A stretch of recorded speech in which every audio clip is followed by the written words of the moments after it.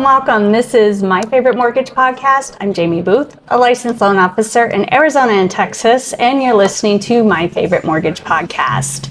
This is a newer podcast that helps people in the home buying journey along every step from the mortgage to appraisals. And today we have a very special guest. We have a home inspector, Celia Webb. Hello, I'm the home inspectress in Tucson. Oh, you're right, home inspectress. You're right. You're right. And you know what? You're one of the few that are an inspectress. Yeah, female. Yeah. Female. Mm-hmm. Yeah. It's fun. So how long have you been doing this? I started back in 2020 when the pandemic hit. Okay. That's when I started. So it's been a little over 4 years of great ride. And how do you become a home inspector? Goodness. Test, a license? Oh gosh, yes, there is so much to it. So we go in our system. It might take us 3 or 4 hours to do a house, but the schooling for it, it really depends on you. Schooling. I didn't know that. There was a lot of it, yes. So there's, in Arizona, 84 to 120 hours of schooling that happens. It can be online or it can be in person. And then there is a national test that we need to pass. So we are studying things that we're not even ever going to see in Tucson, like pillar, columns and foundations that are 15 feet into the ground. We're not going to see that in Tucson, but we still study them because it's a national test. And I'll have to say, it is one of the hardest tests I have ever done. And I went to nursing school. Wow. But it was, I've known people that give up after the 4th try. And Interesting. When you don't pass, you have to wait a month to schedule it again. So it takes a while to get to that point. Thankfully, I'm killing it. It's okay. Thankfully, I passed it on my first try. So I started right away. Good for you. Yes. Good for you. Yes, it was. It was very intentional. There was a lot of studying, and what helped me a lot was that my mom was with me, and being able to explain things to her in Spanish allowed me to understand them better. Is your mom a home inspector too? No, she's a nurse. I went to nursing school. She was helping you study? Yes, because you learn a lot more when you have to explain something, right?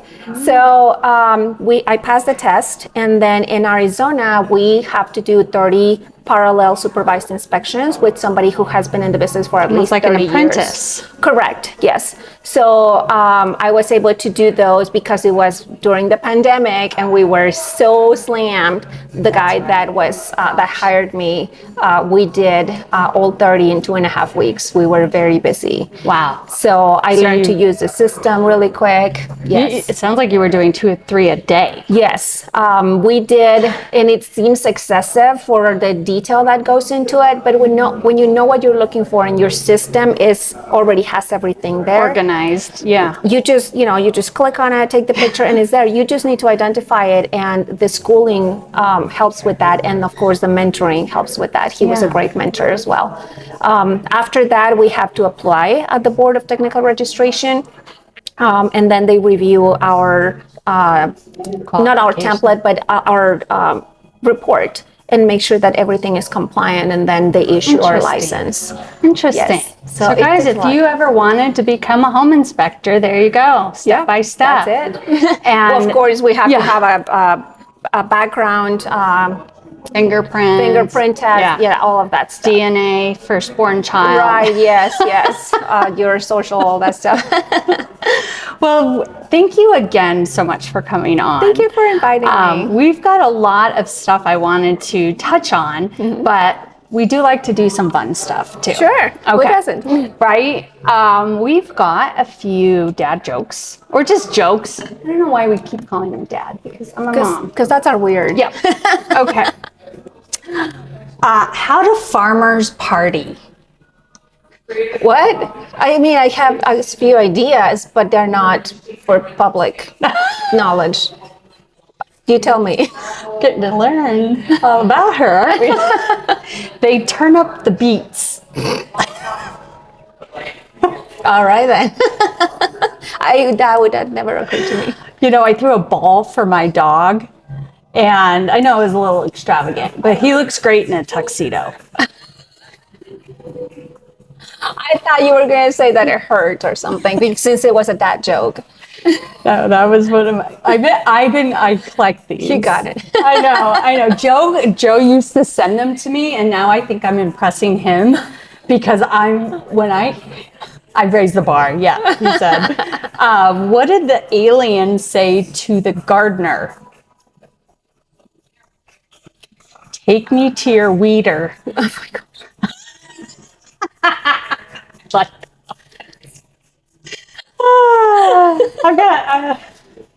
I have no life. I hear these and I write them down. I'm like, I can't wait to share them. That's with what the all of internet you. is for. I'm only doing this podcast to share puns and jokes. Yeah, of course, that's all fun. For me, it's more like what happens in real life. I was driving with my son in San Diego and we are at the red light and he's like, oh, look, there's the school for the blind. I'm like, where? It's like right there. Like, where? I don't see it. It's like there. It's like, where? I don't see it. He's like, oh my God, Mom. That's hilarious. It took him a while. He's like, where? I don't see it. Oh, that's a good one. I'm going to do that to Sean when next time we're driving around. There's a school for the deaf here. Yeah. Maybe you can pretend not to hear him or something. Yeah. What? What'd you say? So there's something else that I wanted to chat with you about. I'm on TikTok a lot. Everyone knows that. And there is this home inspector that cracks me up. He actually sings when he's finding stuff that is bad. He's like, I'm not going to sing, guys. I won't torture you that way. But he sings. He's like, who put the joints on this door? Oh. He's like, look at this hinge. It's not working. You said you were not going to sing. No. I can see why. You're right. Thanks. Just kidding. Touche. You told me to be myself. Even they laughed. Yeah. And you know what? It's super early in the morning. Look at her, guys. She's on a roll. So tell me a few things when you're going into a house. Tell me it's a flip without telling me it's a flip. Oh my gosh. Have you seen those pictures of the completely white kitchen and light gray tile? Yes. And there is no stove there? That's a flip. Or dishwasher. You're right. Dishwasher. Yeah, they don't Just put them empty there. spot. Yeah. Yeah, and if you look at them on like Redfin or Zillow, it's like the seller is going to provide, and then they put pictures of what they're going to provide later. So it's like, oh yeah, that's a flip. It's a 1960s house, but everything is white, and so the lights are so beautiful, and the windows are double pane. Like, of course it's a flip. It's a 1960s house. They didn't build it like this. What else triggers this is a flip? Gray walls. Gray. The millennial gray. Right? Yeah. Or all white. It depends on the price point, but like in the lower price points, everything is the same color, all white. There is no trim that is different color. Everything is the same color. Yeah. They probably get like big discounts for buying in major bulk for the same tile, same countertop, same cabinets. You could actually tell who flipped it by the finishes. That's hilarious. It's like, I said it like, oh yeah, that's him. That's him. Yeah. Anything special that you need to look out for when you're doing a flipped home and you're inspecting it? Yes, I see a lot of the cosmetic stuff that the buyers fall in love with, like the white kitchen. Pretty shiny objects. Yes, the countertops are marble or granite, that's beautiful. But then I get to the electrical panel, it's 60 amps. Like, well, you added 2 bedrooms and an Arizona room. So now people are going to have more, Space. more space, but more importantly, more electronics. And you have a 60 amp breaker. And What would you recommend? What is the amp supposed to be? Usually for the newer homes, which we are now buying bigger homes, they have a minimum of 200. So and then from the 200, everything gets fed, like the air handler, sometimes the water heater and stuff. The older homes have the 60 amps, but then their air handlers and the water heaters are fed by a different breaker, so it doesn't really interfere with it. But because people are buying the bigger TVs and the PlayStations and all of the electronics in every all room, the phone charges, and right, it's cameras a little and extra load for that. So when they're updating the house and making it pretty, also make it functionally better for them. You know, update the sewer, update the electrical panel, update the water heater. The oldest water heater I've seen is from 1979. It still worked great, but I was like, wow, it's amazing that they have not updated this. Wow. When they update everything else, like, how does this happen? 45 years old. They don't make them like they used to. No, that's true. And it was in great shape. Well, it's all about maintenance. That too. You know, it's just like cars. I say that with air conditioning. It's, you know, we own an air conditioning company. If you maintain it, change your filters. It's really hot out right now. Don't forget to do that. Right. Then it could last a lot longer. And give it the maintenance, because if there's a bunch of weeds growing around the air conditioner unit outside, that's going to be detrimental. You know, have the maintenance actually be done. Again, it's not just the filters. You don't just put gas in your car, right? You know, or change the oil. There's the tires and the rotation and all that. So every item in the house requires some sort of maintenance for sure. What is one of your most memorable home inspections? In a good way or in a bad way? You choose. But the one that gives you nightmares. This was 4 years ago when I first started. Okay. It was a fourplex on 4th Avenue.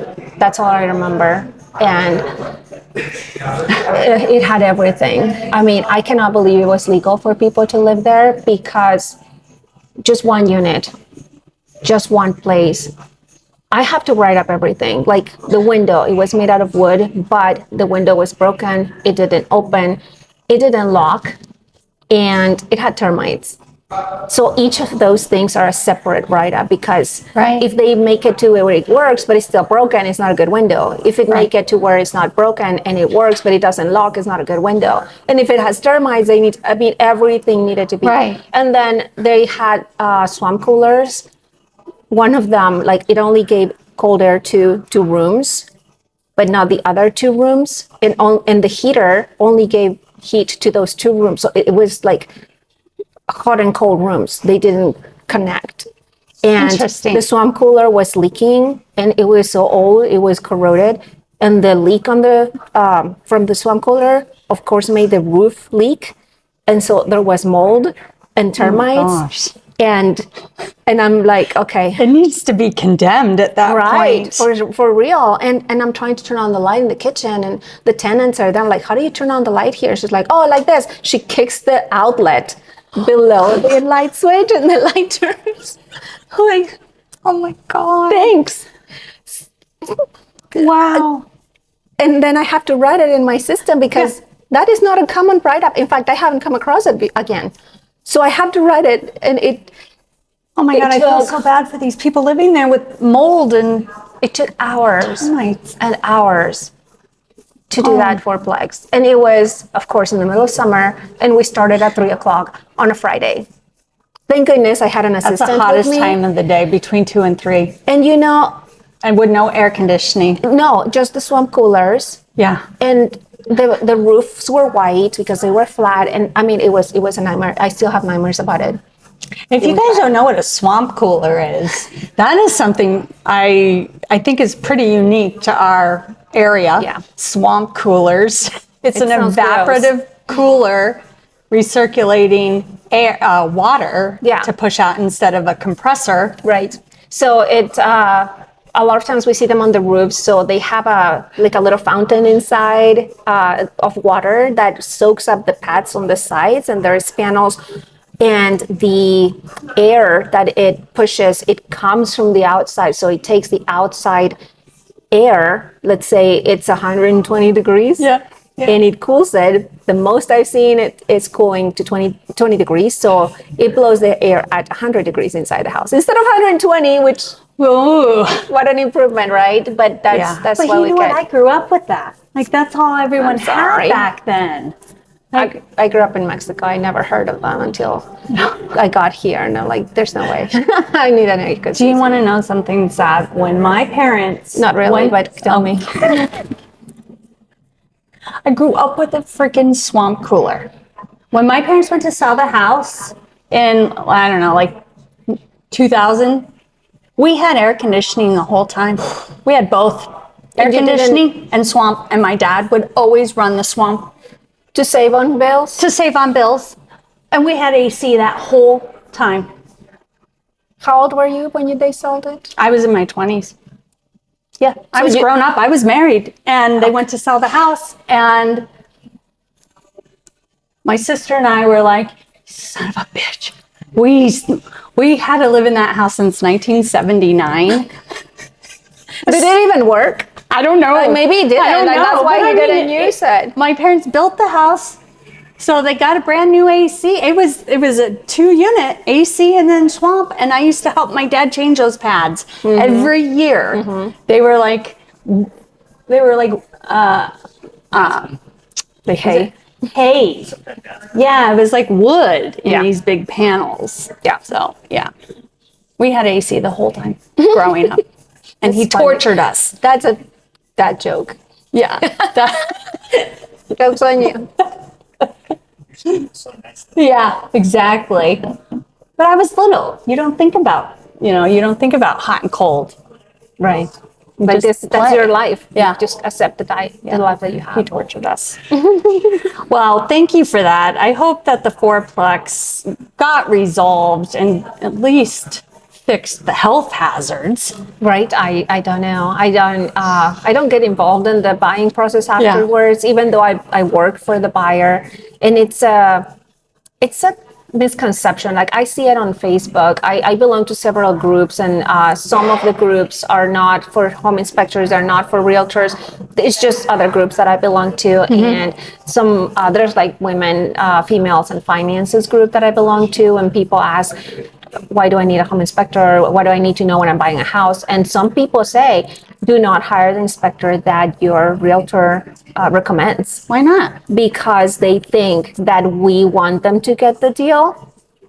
Oh yeah, so that we will hide things. So like that's like no, and people are like, yeah, they're in bed with them. Like, oh hell no, that's absolutely not. We work for the buyer. Right. The buyer is my client, and a good ethical realtor, like the people I work with, I have no problem firing a realtor. Like if they are not ethical, I'd rather work for the buyer. They are the ones paying me for it. Right. I work for them, and a good ethical realtor will work for them as well. And if they recommend me, it's because they know that I will tell them the state of the house, The quality of the work. If the buyer trusts the realtor will get the best home for them. And the best home for them is one that is not going to have as many problems, and it's going to work for them, or he's going to help them negotiate to solve these problems. But we don't care as realtors. As inspectors, we don't care if the realtor gets the deal, really. Right. We care that the buyer gets the best home. And the realtor... And not a money pit, and knows what they're buying. Right. And the realtor wants them to get the best home. So they are both our client. We want the best for them. And if this house doesn't work, the realtor will help them buy one that it does. Right. But that doesn't mean we're in cahoots.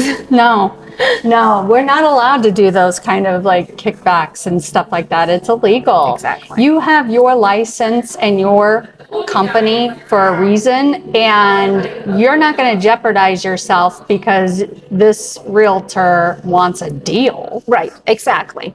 Yeah. Exactly. It's so sad. I was actually talking to a young lady today, and she had this, like, I want to make sure that I'm not going to get screwed over kind of mentality. She was like, I want to make sure that nothing's fishy. And I'm like, but where did the trust? Like, there's just no trust in anybody anymore, it feels like. Like, they don't trust home inspectors because they think you're in cahoots with the realtors, and they don't trust lenders because you think I'm doing all this. But there are bad eggs, and there are, people that, but for the majority of the people that we work with and who we circle around with, like, we wouldn't be in the same circle if we weren't on that higher level of we're not shady. We're not going to try to screw you over. Exactly. And we have this level of ethics. And I think that's why your name says it all. Always faithful. There. Right? Yes, there you go. You know, We're and faithful to our always customers. ethical, always, never shady. Yes. But it is a great compliment because I have had realtors who hire me to check the properties that they are buying themselves. that's a great compliment. And I have had realtors who have recommended me when they're selling their home to the buyer's agent. And I had one great feeling. open the house for me, and she's like, be nice. And I'm like, I'll be nice to the buyer. Yeah. And I had to write it up. Like, it doesn't matter. I go to homes that are listed by friends of mine. Like, I still have to do it for the buyer. And they appreciate that. Bottom line is it does pay to work with the right people, and reviews and word of mouth really can help. I wanted to just thank you so much for coming on. We've met because in the same circles, we do a lot of donation and charity work. We did the backpack a few days ago. Yep. That was in that really hot building. They needed to turn the air conditioning on. So yeah. so hot, but it's hot right now. So thank you so much for coming on. What is the best way that someone would get a hold of you? Yes. So if they need to book an inspection, they can do it directly on my website, alwaysfaithfulhomeinspection.com. And there's a couple drop-down menus because we offer many services. Okay. The first drop-down menu is what kind of inspection you need. We do condo manufacture, multiplexes, and single-family residences. Perfect. Mold, and sewer scopes.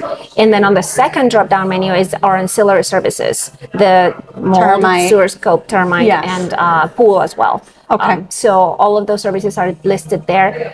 We do offer a lot of a wide area in Arizona. But if you don't see the place or the time that you need, or if it's out of town, for example, if I'm going to go to Douglas at 2 p.m., you need to call me, because if I have a 10 a.m. in Saddlebrook, I'm not going to make it. So I need to do those manually. I'm also on Facebook, Celia Webb, or Always Faithful Home Inspection. Okay. And we'll put the link down below so that you guys can check out this website. It's good to always get a home inspection. Me as a lender, we recommend it. In fact, for an FHA loan, there's even a disclosure that we have to send to FHA buyers recommending the importance of a home inspection. And you just listed off several other inspections that you should do. It's not a guarantee, it's not always promised, but you at least will know if there's anything popping up. And that way you don't fall into, some trouble. Again, thank you so much for coming on. Thank you for having me. This was a lot of fun. Yeah. Very witty. You're going to have to come back on again. Anytime. I won't sing to you again, though, I promise. So if you're in the market of buying a home, please reach out to us. You can email us at myfavemortgage@gmail.com. You can subscribe, share this video with anyone through Spotify, Apple Music, YouTube. We're everywhere. So please make sure you subscribe to our channel. We will be able to bring you on again. I want to do more of a game of the tell me it's a flip. Yeah, I'm gonna go do some research and get pictures. All right. Okay. Yeah, and we can do one for new construction. Oh yeah, we'll do that. So stick around next time. Follow and subscribe so that you can see her back on this podcast, My Fave Mortgage with Jaimie Booth. We'll see you next time. Bye-bye. Let's go do karaoke.